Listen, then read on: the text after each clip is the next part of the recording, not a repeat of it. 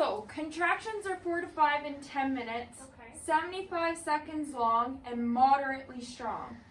How are you doing, Austin? I'm hanging in there. You'd think this would be easier being my 4th time. I just hope this baby comes out as fast as the other 3. Well, Becca, you're doing great.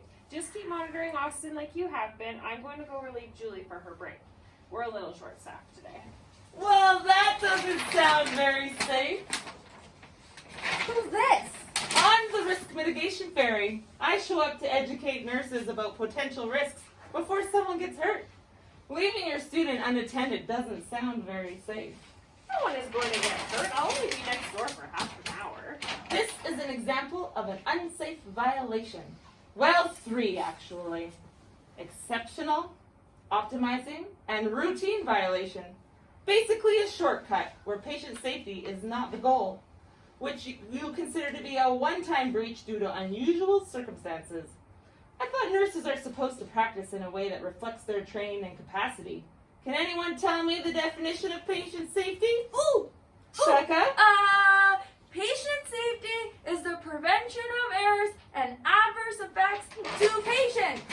That's right, Becca.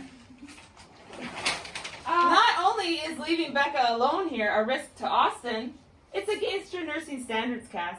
What? You can leave anytime now. More than one standard, in fact. Leaving Becca in charge of a multip who has a history of precipitous labor is not promoting safe, appropriate, and ethical care. Nor is it allowing Becca to practice within her scope. And it's against policy. Can you leave now? We don't have time for this, and my baby wants out. Oh God, here comes another one. I was told I wouldn't be left on my own until I had completed my preceptorship. And there's a lot of great reasons for that, Becca. For one, your preceptor and the hospital are legally responsible for Austin's care. If something were to happen, Cass and the hospital would be vulnerable to legal claims from Austin and her family. What? Is there something wrong with the baby? Calm down there. Of course not. But Becca has not had enough experience and may miss some of the subtle signs of risk to you and the baby. There are a lot of things that could go wrong, like postpartum hemorrhage, infection, or thrombus, to name a few. What are signs of a thrombus again? Exactly. This is a recipe for unnecessary patient risk.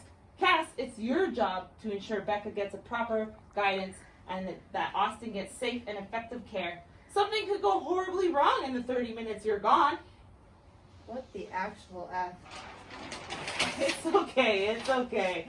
You and the baby are gonna be fine. It's a different fairy that shows up for those situations. Are we all in agreement that leaving Becca by herself on her second day of practicum is not a good idea? Yes! Great. Now let's talk about how we could have prevented this situation from happening. Yeah, lock the door next time. Good one, Mama. But seriously, these days, healthcare as a whole has been boiled down to budgets and productivity.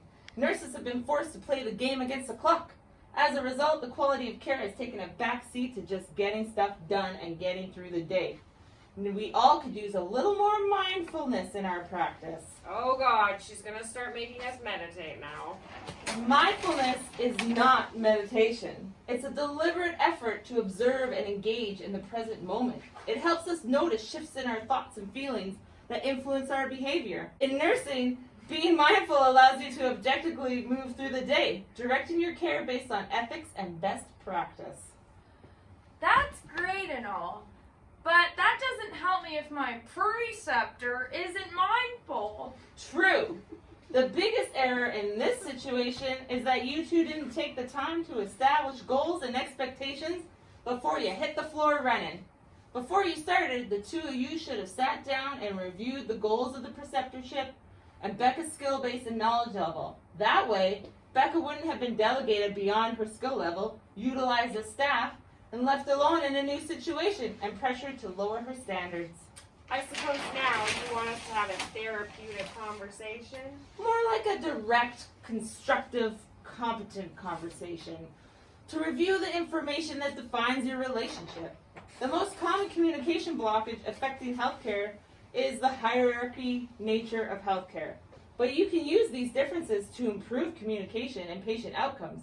Using direct communication is the safest way to come to a shared understanding. All right, I see now that I haven't been the greatest preceptor or mentor. Let's take a minute to talk outside in the hallway. Get back here now! Now is not the time, Cass. You're kind of in the middle of something. Don't forget the 5 rights of communication. The right person, place, the right time, the right emotion, the right intent. Make sure you get yourselves right before you have that talk. Focus, you idiots! This baby is coming now!